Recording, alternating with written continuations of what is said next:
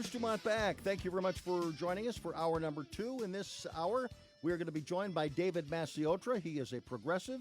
He is a professional writer and author. We also have Mark Levin. He is with Right on Crime, who's joining us tonight from Austin, Texas. And Nick Kalm also joins us. He is a conservative Republican, and he heads his own reputation company called Reputation Partners. And I want to begin with you, Nick, since you're involved in dealing with clients who maybe have a problem and they have to change their image.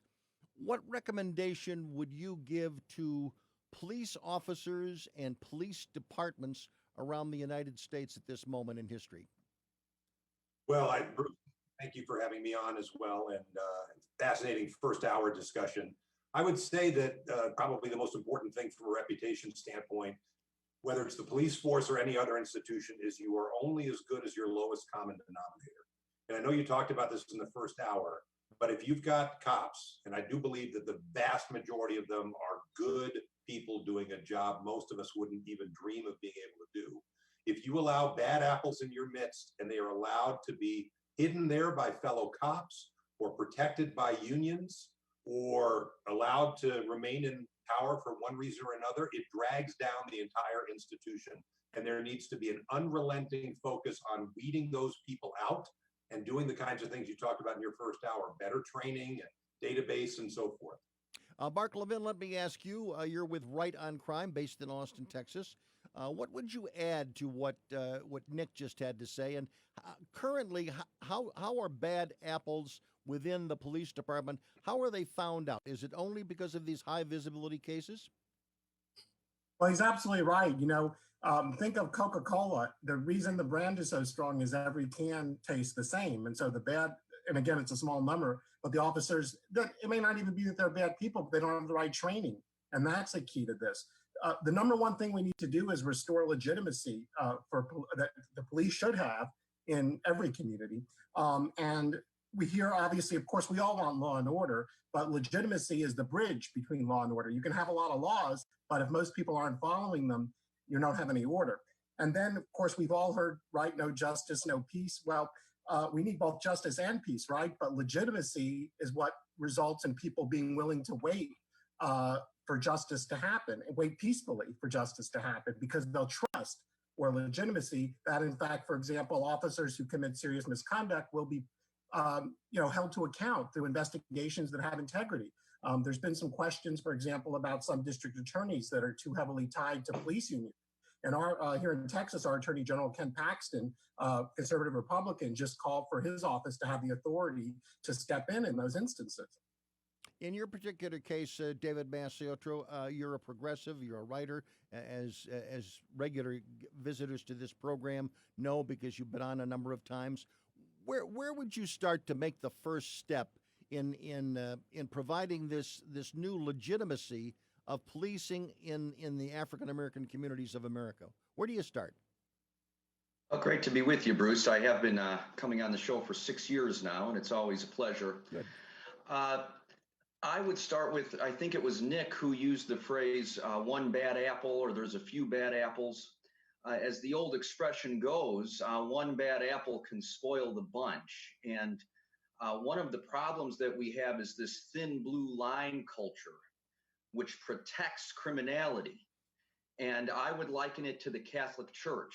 It was only a minority of priests who abused children, but because the church hierarchy protected those priests, the scandal came to implicate the entire church and to cause suspicion in many Catholics and non-Catholics alike of every priest. Picking up on what Mark said, I would certainly begin with more training. To give your viewers one statistic that's particularly outrageous, in California, it takes 664 hours on the job training to become a police officer, yet it takes 1,500 hours to become a beautician. Now, I value a good haircut as much as anybody else, but I would like people with guns to have more training than people with hair clippers. Do you all agree, and I'm going to start with you, Mark, do you agree with one of the tenets of the House Senate Democratic plan that there should be a national registry of cops especially those who have been disciplined, so that a bad cop in one city isn't inadvertently hired, years later after he's had a number of beefs. Is that a good idea? Well, yeah, it is. And in fact, some jurisdictions have done the same thing with regard to teachers, including those that have committed Right. sexual misconduct Right. among, their students. Sure. So it does make sense. And Colorado just passed a bill that will do that there on a statewide basis. And there's also, of course, been discussion about whether other officers should intervene when they see wrongdoing and report it, which of course they should.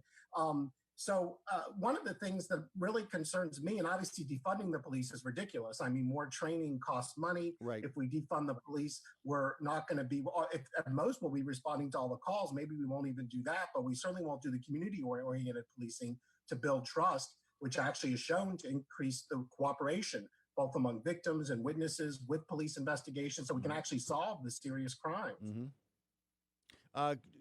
Nick, where do you come down on the registration of bad cops, a national registry? Yeah, I mean, I think it's maybe a broader measure than is actually needed. I don't know how much of a problem it really is. Bad cops who get fired from one jurisdiction and showing up somewhere else. I think the bigger issue, though, and we've only touched on it briefly, is the whole union issue, police unions protecting those bad apples. For sure, the thin blue line is there, but it's one of the easier things to fix is making sure that in these collective bargaining agreements that municipalities enter into with police unions, that they do not agree to anything that protects bad cops. I just want to make one other comment about the thin blue line issue. And again, I know it's real. It's certainly real. There's no question about that. But the current atmosphere in this country that is vilifying all cops, and I think, David, you're correct. The same way in the church, what happened there, bad apples in the police force make a lot of cops look bad, even though I think the vast majority of them are fine people.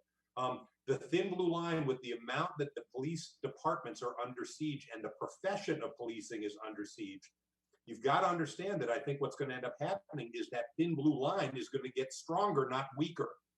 So we have to be a little bit careful about that and be more precise with our language and be clear and go after the bad actors and not tar every police officer with the same brush. When we go back, or they're going to feel even more of a siege mentality, Bruce, and then they're going to do even more to feel as if it's them against the world. We've seen the police union leaders showing up and standing up in New York and elsewhere, understandably very upset that all of them are being tarred with that same brush. Well, I mean, but doesn't this get back, David Massiotto, doesn't this get back to, again, large cities, major cities, run by Democrat mayors? Don't they have to stand up to the police union more than they have? Because I think everyone would agree that whenever a bad cop, rears its ugly head, there's some police union guy who's making an excuse for the actions they took. That's the question to you. We do have to pause. 1-800-723-8289 from coast to coast and border to border around the world.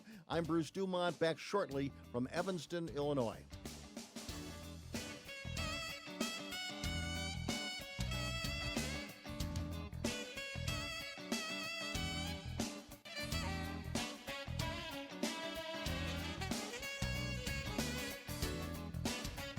Bruce DuMont back on Beyond the Beltway. Thanks very much for joining us tonight. David Massiotto, before the break, you were about to give a brilliant answer, and I had to cut you off. Go ahead.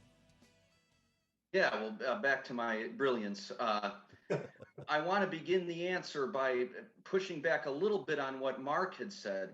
I'm a writer, so I'm someone who works with language, and I certainly agree that defund is a horrible term. If I was giving the term, I would say reinvent the police or reimagine the police, because to your point, Bruce, whether it's a Democratic mayor or Republican mayor or a good chief of police or a bad one, police have to enforce the laws, and they have to do so in the neighborhoods that exist when they get there. And they're often sent into neighborhoods that have longstanding poverty, poor institutions of education, little to no commerce, and laws that criminalize nonviolent offenses, especially drug policy, so as those people are treated as felons. And that creates a combustible situation that, in order to truly solve, we would have to radically restructure our society so that we're not sending people to solve problems of mental illness and substance abuse with a gun, which cannot solve those problems. Most people don't realize the most likely person to get killed by a police officer is not a black man, it's a mentally ill man. And that's because cops don't know how to deal with a psychiatric breakdown. David, would you agree? That speaks to this problems of our healthcare system and larger problems of our society. David, I want to ask. Excuse me. By the way, let me just mention that one of the frustrating things about this new way that we all have to do shows via Zoom is that it's difficult to sort of jump in and make the conversation flow as easily as it once did when we were all in the same room. Although that sometimes got a little out of hand as well. My question to you, a political question. Give me a quick answer, if you will, David. Would you acknowledge that the term defund the police, which I don't think initially came from a politician, but it came from the streets somewhere within the protest movement, would you acknowledge that bumper sticker may already have stuck to the Democratic Party in this political year? Well, I'm not sure if I would make that acknowledgement. The Republicans will certainly try to make it stick, but most leading Democrats have come out in opposition to it. Okay. So we'll have to see how that battle plays out. All right. Go ahead, Mark. You were about to make a point, and I interrupted you. Go ahead, Mark Levin. Yeah, and it really is a false choice. One of the best models is co-responding for people with mental illness, where you do have both an officer and a counselor, someone trained. And of course, we have special teams, crisis intervention teams that most large police departments have. Now, if somebody's just yelling at a McDonald's and they don't have a gun or something, I think we ought to look at the research. Maybe the initial response doesn't have to include an officer on all of those. But I'll tell you, one of the worst things we're using police for is to collect fines, fees, and forfeitures.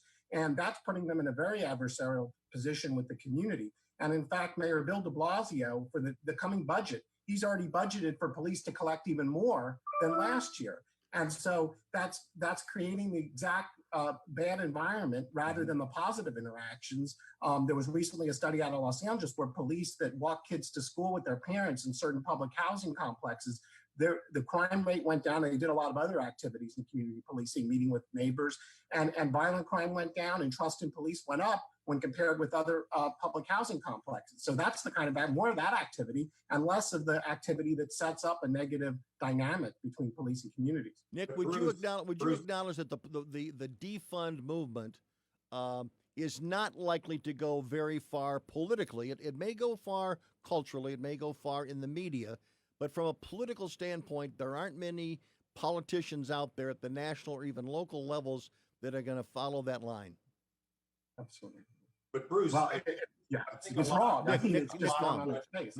I think a lot of what has just been discussed, though, I mean, interesting about the defund the police, whether that's something, I mean, people are holding that up as signs.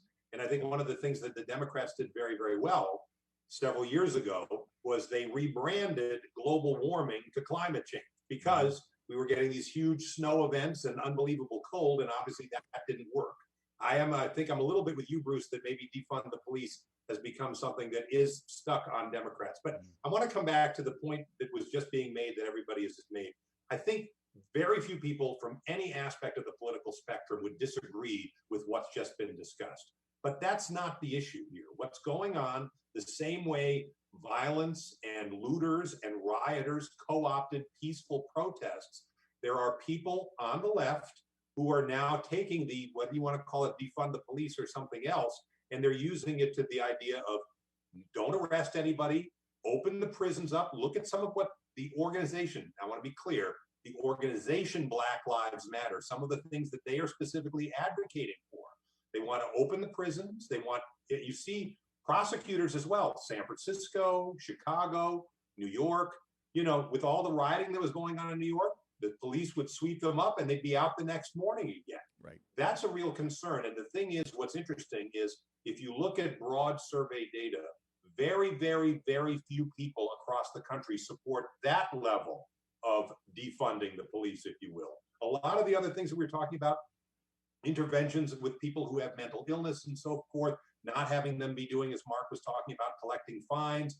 David, I think your very legitimate point about coming into communities that are impoverished and being that authority figure over petty crimes and magnifying them into things. The bigger issue, though, if we're going to not arrest people, or if they riot and loot, we're going to put them back out on the streets again. Most people don't want that. Most people do not support that, including in those impoverished communities. In Minnesota, Minneapolis today, it was announced that 7 officers have resigned from the police force because of the publicity and the public pressure that they feel they're under because of the lack of support they've received from the city and the governor of that state.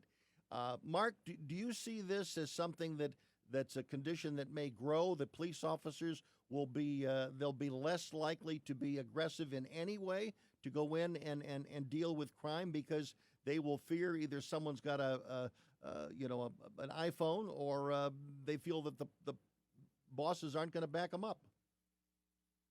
Well, it's a delicate balance. You're absolutely right. And I mean, I think transparency is good.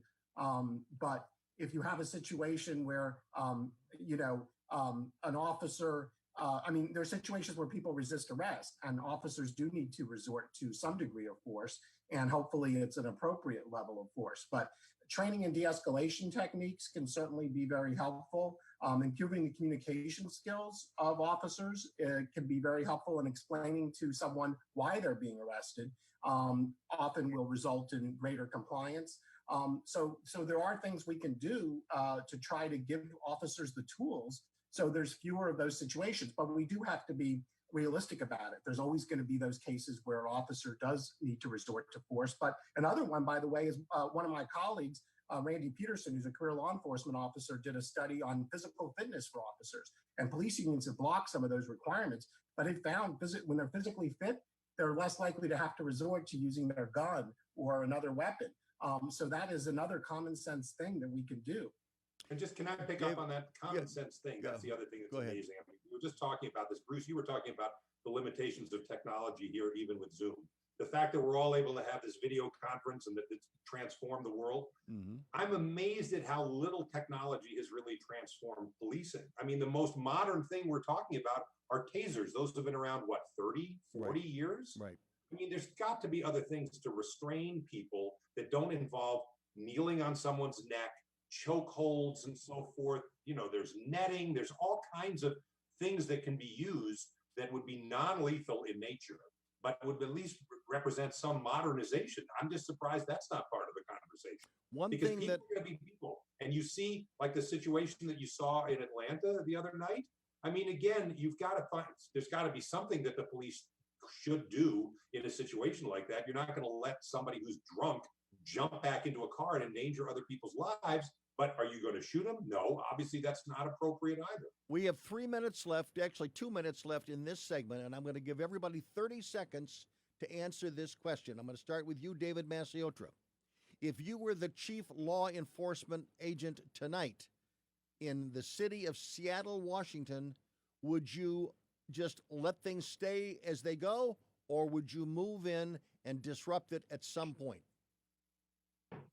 Well, according to what the mayor and several city council members in Seattle have said, that autonomous zone there is largely peaceful. I would let it play out. How long? Obviously, How long? Well, that I was just going to say. Obviously, there has to be some limit to it. What would be the limit for? What would be the limit for you? I've just appointed you the boss. What would be the limit for you? I would have that conversation with the people down there and say, let's agree upon a date. Blah blah blah. David, you sound like a politician. For you to leave. Let me go to Mark. Mark, what's your answer? What would you do if you were in charge of Seattle?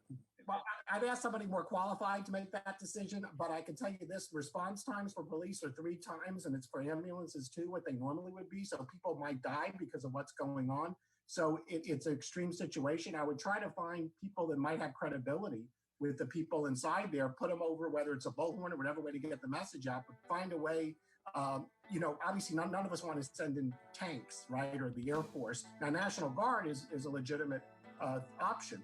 So we all want to end that as soon as possible with the least damage and hopefully no bloodshed. Well, we have not heard from Superintendent Nick Calm as to what he would do. We got a break, but when we come back, I want to know from Nick Calm, probably our most conservative guest this evening, what would he do about the siege in Seattle?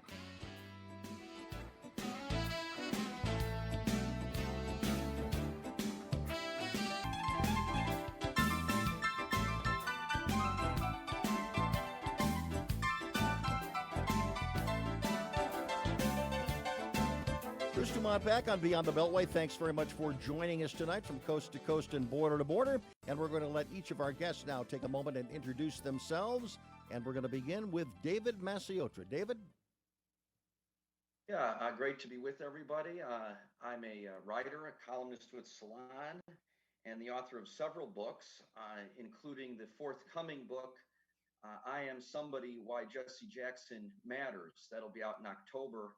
And one quick interesting note on Jackson, he was one of the lone Black leaders, believe it or not, in '94 who testified against the crime bill. So these conversations we're having go back many years, and not all the players line up where you would expect them to when you review the history.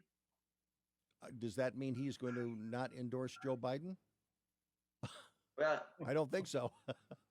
no, he's endorsed Biden, but Well, he's certainly critical of that aspect of Biden's record. Well, that's a big part of his record. Mark Levin, tell us a little bit about who you are. You're not the nationally syndicated Radio Hall of Fame talk show host, but I'm sure you get lots of questions about it. Yes, and occasionally confusion at TSA. But I'm Mark Levin, Chief of Policy and Innovation at Right on Crime, which is part of the Texas Public Policy Foundation. And we've been basically the conservative clearinghouse when it comes to criminal justice reform from the perspective of public safety, limited government, and individual liberty. And we started in Texas, where we've been able to reduce crime by 40% and close 8 prisons, soon to be 10. Nick Calm, tell us who you are. Yes, thanks, Bruce, and hello, everyone. I'm Nick Calm. I'm the founder of a firm called Reputation Partners. It's a public relations and communications consulting firm based in Chicago with clients across the country.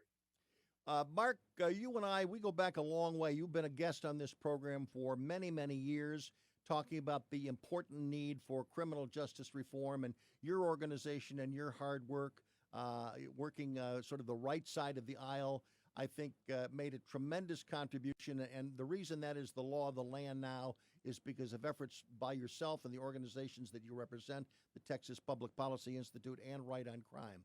So you must be a happy camper to have that, on your resume. However, given the current situation, obviously the president is in a re-election effort, and he has talked about that legislation on numerous occasions, saying that this is a reason why African Americans should give him, a chance for a potential voter. But how has the situation involving George Floyd, or is it too early to tell, how could that slow things down for the next steps that are needed beyond the First Step Act? Yeah, well, thanks for mentioning the First Step Act that President Trump signed. It was a tremendous bipartisan achievement, and I had the privilege of being at the White House on many occasions leading up to that. Right. But I think that that's an excellent point. That, of course, anytime you have mass chaos and disorder, people are rightfully frightened. And at the same time, there's this huge desire to avoid injustices like what happened to George Floyd. So it gets back to what we've been talking about, is how can we, find the right balance? And I think one of the things we have to do when we've had a great conversation about policing is realize that we can't put everything at the feet of police. They reflect our society. And we have a lot of issues in terms of what are the strongest factors in terms of social control. Well, first, the family, churches, community. That's what influences a lot of people, so that they have the sense of and the disposition to follow the law.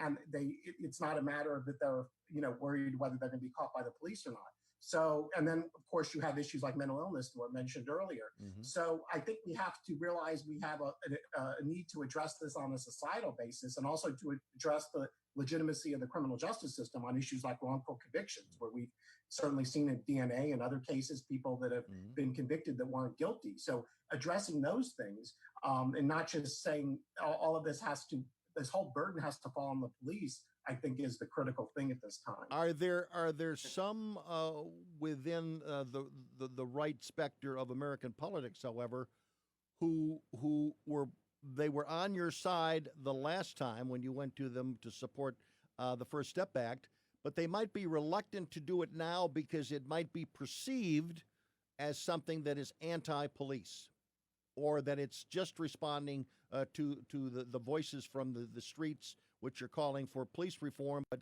not too much. There's not too much reform that needs to be done in the African American communities.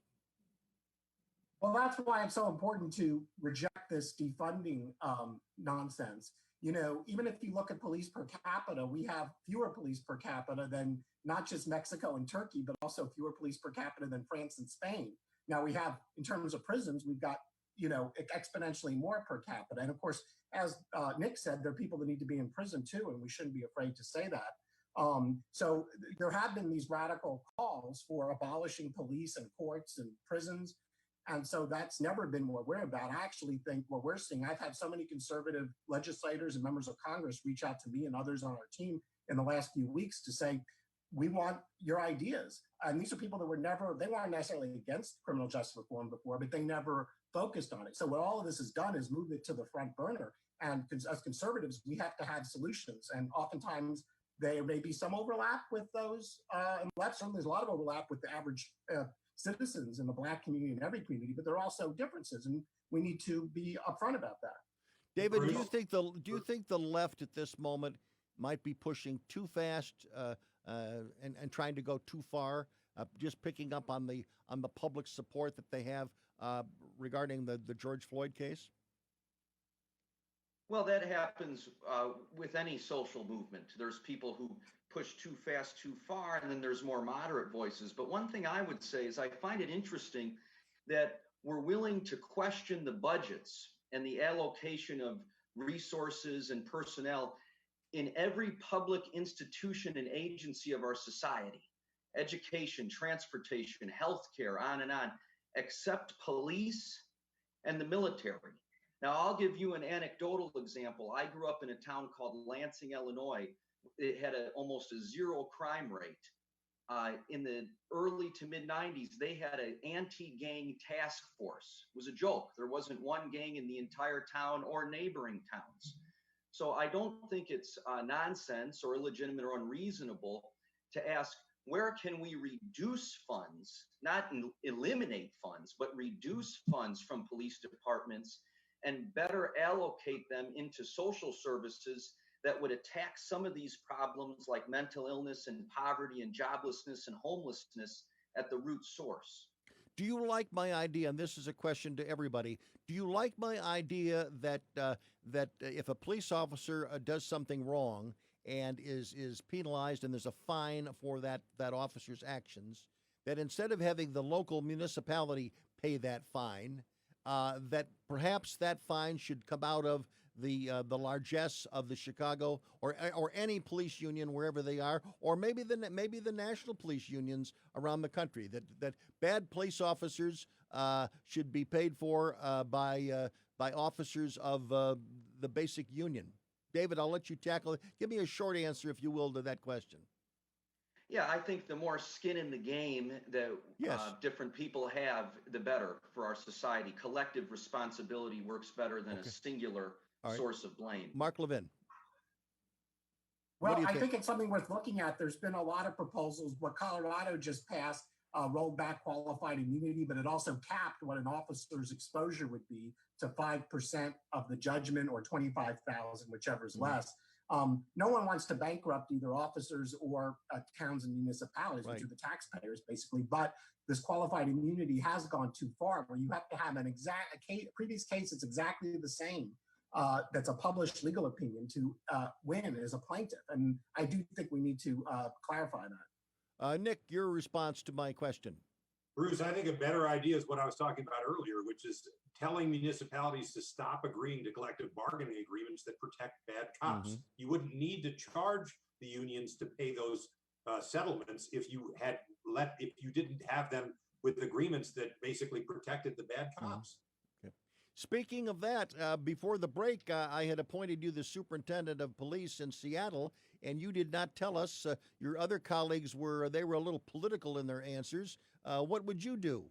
Yeah, I thought you forgot about me there, Bruce. Thanks for coming back on that one. Well, No. I think one of the things that we've seen in the response to COVID is governments are more than happy to print money. And I think, David, to your point about it's not an either or. I think if we need more money for social services, although God knows we've spent enough over the last 50 or 60 years, Great Society onwards. But back to the Chaz issue specifically, beyond canceling my vacation plans to the country of Chaz, I think what I would do as superintendent is to basically take government money, move all the law-abiding residents and business owners out of that district, and then make sure that there's 24/7 media coverage on the country of Chaz, because it's an abject lesson in the failure of socialism and communism. Well, I think, but you bring in the troops. Eventually, you bring in the troops. No troops. No. I'm serious. troops. I'm saying let it go as long as it's already unraveling. Okay, it's like the story that people forgot about the Pilgrims here. Mhm. When they first moved to the United States from England, Mhm. they adopted a communistic system and everybody began to starve. So the same thing, these guys they can't find their way out of a paper bag with a roadmap. Well, they're looking for food and let's- toilet paper and everything else this afternoon. Exactly. Let's let them stay there as long as they want. But you don't forget my first point. Get the law-abiding people who live in that area out. Set them up with government dollars elsewhere. Don't come in with the troops. Don't come in with National Guard. Let it stay there. But let's make sure there's plenty of focus on how abject a failure this is. Well, if somebody doesn't do something, other entities and groups elsewhere are going to try to emulate Chaz. And that's my concern. And when we come back, I want to talk a little bit more about it. David wants to talk about a few things as well. But I want to talk about whether or not other people will try it if the folks in Chaz get away with it. Back shortly from Evanston, Illinois, I'm Bruce DuMont. This is Beyond the Beltway.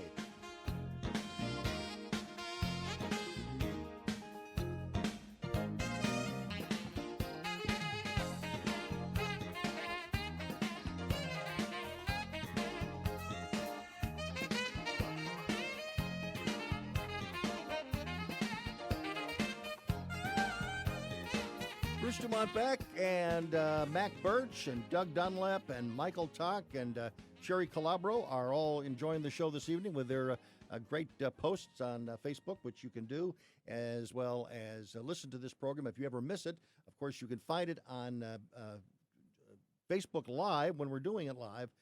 You'll also get the rerun there, and also you will get it on YouTube, and you can also get it on Spotify if you're interested in just the audio portion of the program.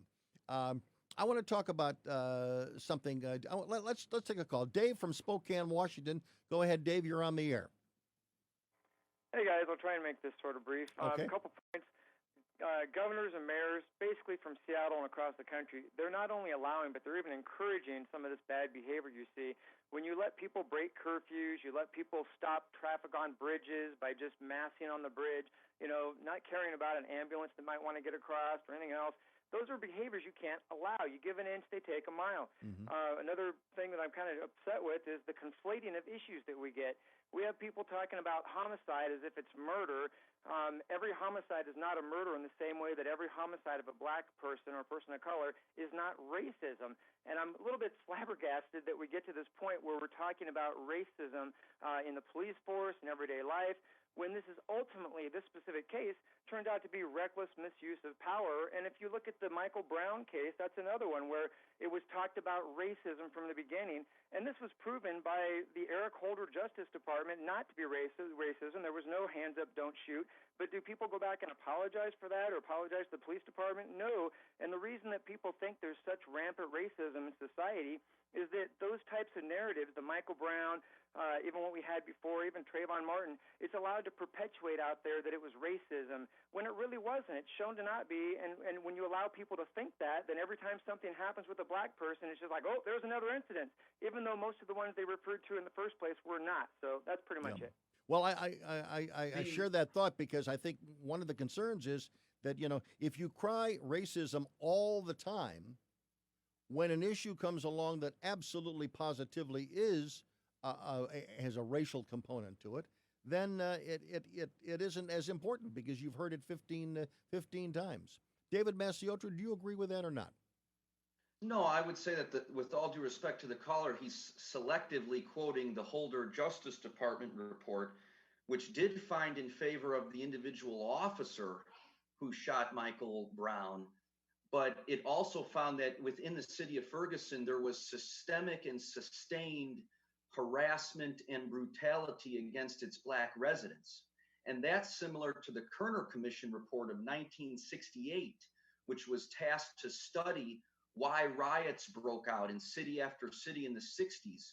And this bipartisan committee within Congress, all white, by the way, said that the reason the riots broke out was because there was a severe, catastrophic level of inequality, and the people on the underside of that inequality, blacks in the inner cities, felt that they had no legitimate source of grievance in civil society. So they recommended, if you want to end rioting and unrest, address the inequality. 50 years later, we still haven't addressed the inequality. We have inner city neighborhoods where black children suffer asthmatic rates at catastrophic levels compared to white Dave, children.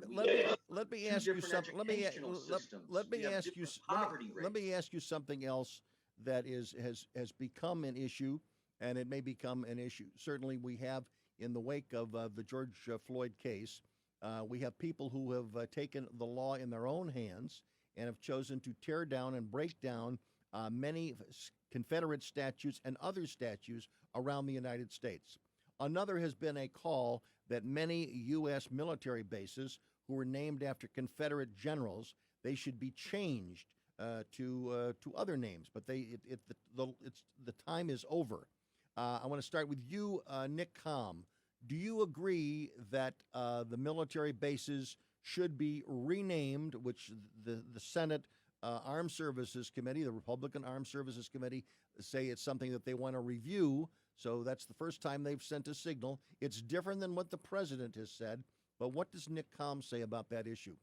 Well, it's a manufactured issue, I think, to a large degree, Bruce. I really do. I mean, I think it's been manufactured by activists and so forth. I don't think the average person of color out there is thinking, well, why did they name it Fort Hood, and why is it named Fort Bragg? Is it right? Is it more than just symbolism? At this moment in time, why are they still named after Confederate generals? Well, no, and I see the point. I do. I just don't think it rises to the level of importance that it seems to be given. So, but yes, certainly go ahead and review the names. And if there's certainly, I think it was Bob Gates this morning on one of the talk shows was talking about he's surprised that there isn't a Fort Washington or a Fort Lincoln. And there should be. I mean, there are true American heroes that we should have some forts named after, and I think it's fine. I just don't think it's nearly as important an issue as it's been manufactured to be. Okay, go ahead. Mark Levin, where do you come down on this issue? Well, let me go back to the issue of race, because I think sometimes where we get into all the disagreements is about what the intentions, whether it's of a particular officer or characterizing as a group, which is really difficult. But if we look at certain outcomes in the justice system, I just looked in the Houston area, 56% of people arrested or charged with marijuana, low-level marijuana possession, were black, which is much higher. And of course, people pulled over for even things like an expired inspection sticker. Tim Scott always talks about how often he's pulled over. So, a lot of that's, the economic factors, right? If you're poor, you're probably more likely to not renew your inspection, right? So I think that we have to address those issues. But there's a way to do that I think is very much consistent with public safety. We're out of time right now, but I want to ask 10 seconds to you, David Maciotro, about renaming the military bases. Your reaction? Yeah, absolutely. No reason to honor people who tried to secede from the country and went to war with our country. That's treason, and we should treat them as such. Well, I'm not going to use the word treason, but I will say that I agree with you, and I agree with General Petraeus, who basically said that these military installations, it's now time to think about renaming them. I think they should be named. They were basically all named during Democratic administrations, so maybe it's going to take a Republican, even though I think you had to change the president's mind. On this one, I think the president is wrong. History is against him on this side. It's time to change the military bases. I want to talk a little bit more about statues next week. It's a little bit different, not as clear-cut in my mind. I'm Bruce DuMont. Thanks to Andrew Marshall for his assistance in the production of this program. Good night. What is hope? Hope to me was just that he would get to come home. I had no idea how hard it would be once he got back. I wish she'd stop drinking so much. She thinks it's helping, but